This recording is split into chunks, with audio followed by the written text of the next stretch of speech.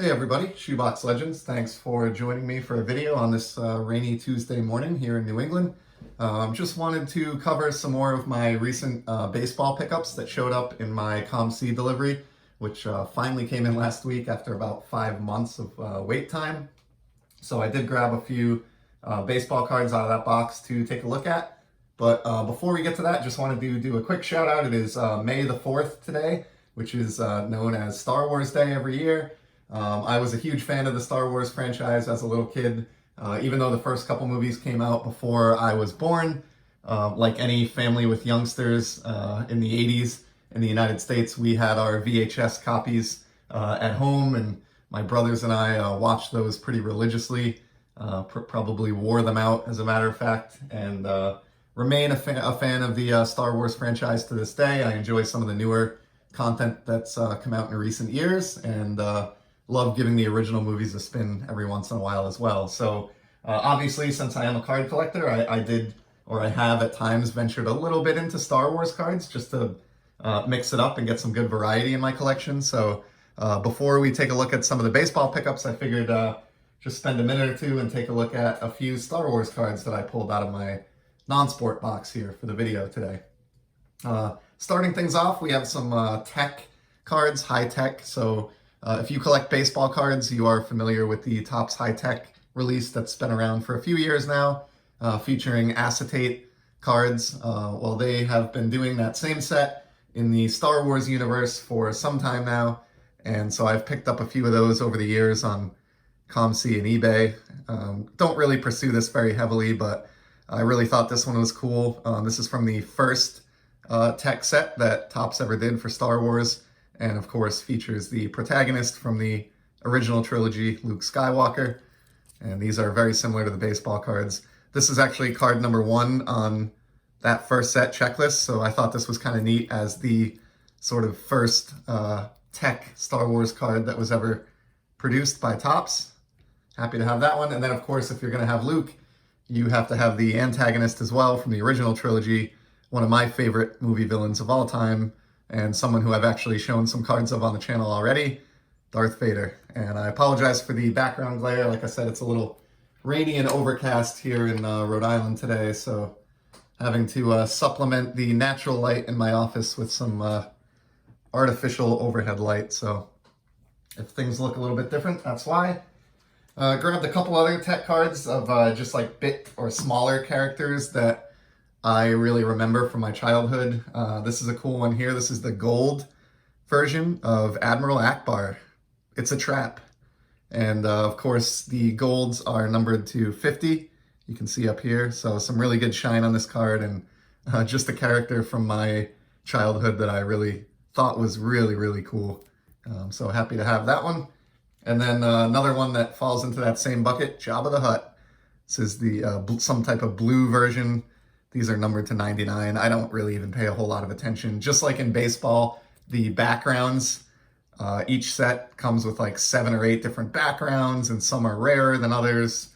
I certainly don't collect Star Wars cards to the degree that I get interested to that level. I just kind of grab what looks cool and shiny to me, and if it's serial numbered, that's even better. And that's definitely the case for this next one. So one of everybody's favorite characters in the canon, Yoda. And this is some kind of a diffractor, I think. And it's numbered out of 99, a little bit tough to see, but happy to have that one also. He's, one of the all-time great mentor characters in movie history. And then one more tech card here. So I mentioned, I think in an earlier video, but always liked the Return of the Jedi movie just because I was a really young kid when that came out, and I thought the Ewoks and the element of Endor was kind of cool. And so a few years back, I picked up this autograph of Logray, the Ewok chief, signed by Mike Edmonds. This was like $4 or something. I just thought it was kind of a neat addition. So there's a few tech cards. And then the other Star Wars set that I enjoyed a lot is a couple of years ago, they put out a 40th anniversary release. And it focused, obviously on the movies, but more on the franchise of Star Wars and kind of branched into some other areas. I did buy a blaster box of that or two when that was actually a thing that you could still do around here. And one of them contained this kind of medallion card with the Death Star on it. I just thought this one's neat, and I ended up keeping it because it's very, very heavy.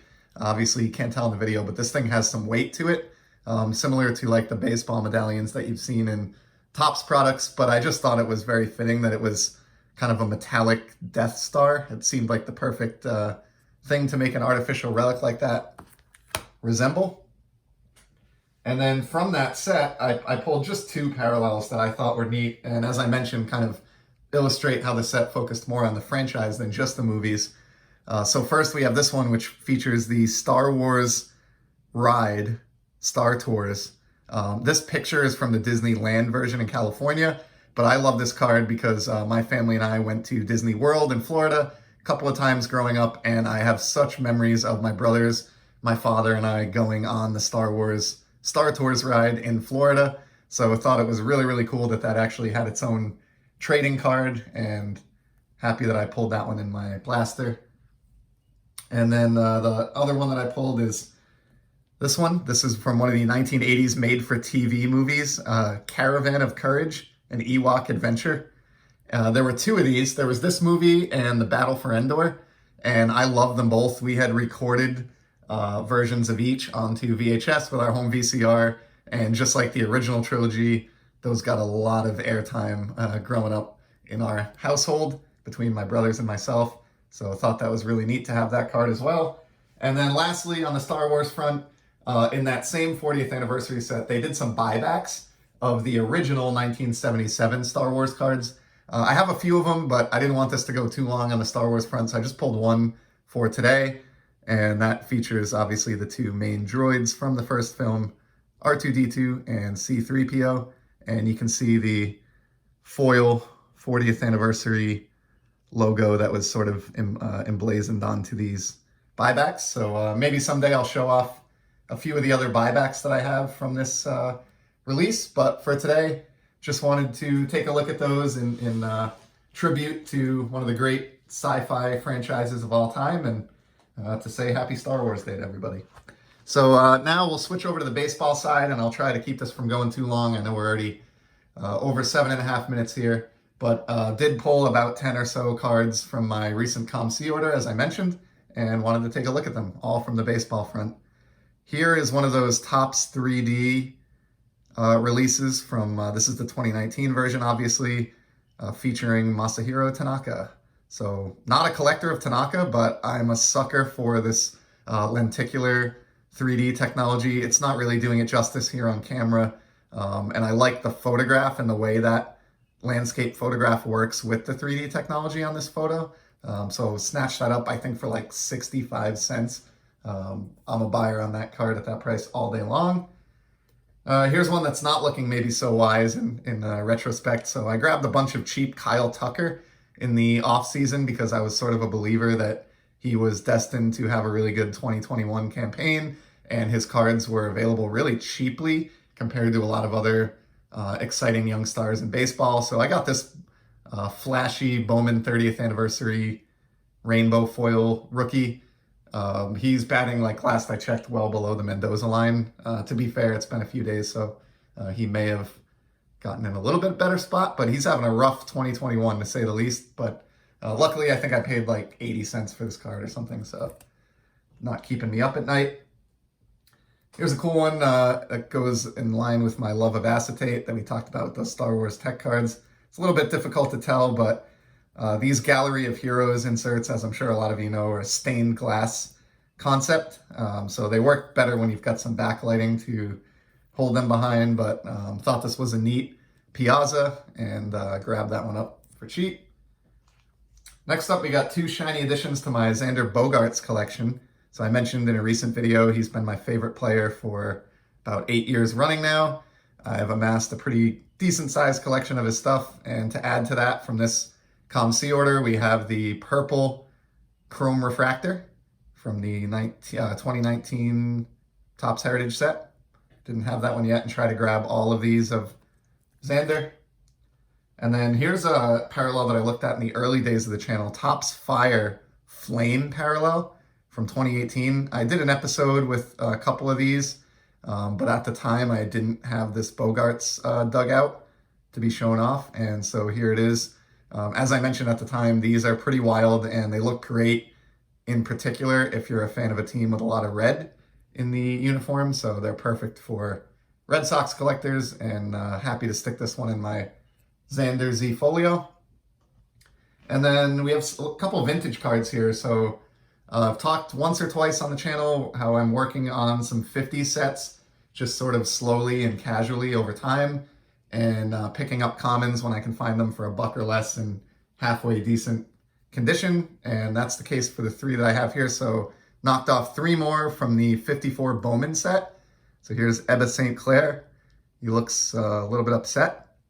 He is not a Star Wars fan, I don't think, but nice looking card, in great shape, and one I needed for my slow burn 54 build. Next up, we have Luis Aloma, the White Sox.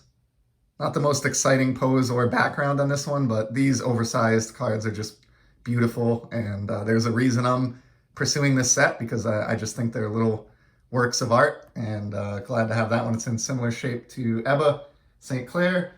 And then third one from the release, we have Roy Smalley of the Chicago Cubs. So I don't have a lot of explanation on these 3 players, and the video is going long enough, but I will snatch these up all day long, even if I don't know who the guy is, just because I think they are incredible looking.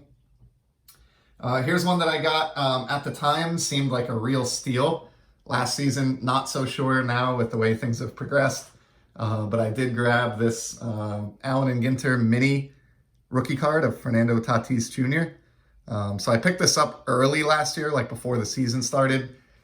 He was obviously a known commodity at that point, but he was not as hot as he got during last year. So I paid $5 for this. And, you know, as the last season progressed, that was starting to look like a real steal. Now, after the injury scare, I'm not sure. This is the standard back, but I just like these tobacco-sized mini cards from A&G. And I actually have some Ultra Pro magnetic one-touches that are mini size. And so I figured this would be nice to throw into one of those and just toss in a box and see how his career progresses. And if the shoulder injury becomes a big problem, this $5 investment isn't going to haunt me too badly. And then on that note, I have just 2 others to look at here, and curious to get your opinion on this. But these are both slabs, and they're Tatis cards as well. So I grabbed these around the same time as that A&G rookie. These are the collector inserts from the 2018 Topps Heritage Minor League release. And I had picked these both up because they were available in a PSA 9 from the same seller for like $15 a piece. And so while I'm not, you know, an investor who's trying to flip to make a career or pay my mortgage, I will sometimes look for opportunities like that where I think I can flip to fund my own collecting. And so one of the thoughts that I had with these is I'll pick them up, and, you know, for $30 combined. And when they come in, I'll see if I can just sell one of the 2 for $30 or more, and I'll essentially get a free copy. So I like using that move to build my collection without spending money. I haven't priced them out. I don't know where these are sitting at. They're not all that common. So his base card from the 2018 Heritage Minor League release is a lot more common than this insert. So there's, I think, only one even on eBay right now, and it's a PSA 10 for like $100. So it's a little bit hard to gauge where these are at. But curious your advice. If you're a Tatis collector or prospector, are you unloading your cards of him in a panic right now after the shoulder injury scare, or are you kind of holding on to things, or maybe even going in the other direction and buying some Tatis cards right now while the prices are a little bit lower? So if you have a comment about that, I'd love to hear it below. If you're a Star Wars fan, I'd love to hear it below. And just want to say thank you to everybody who's been supporting the channel in the early months here. It's been really, really great to become a part of the YouTube collector community. Really appreciate the support. Really love all the great content on all of your channels, and just wanted to say that. So thanks for your continued support. Happy Star Wars Day, everybody, and I'll be back soon with some more content. Take care.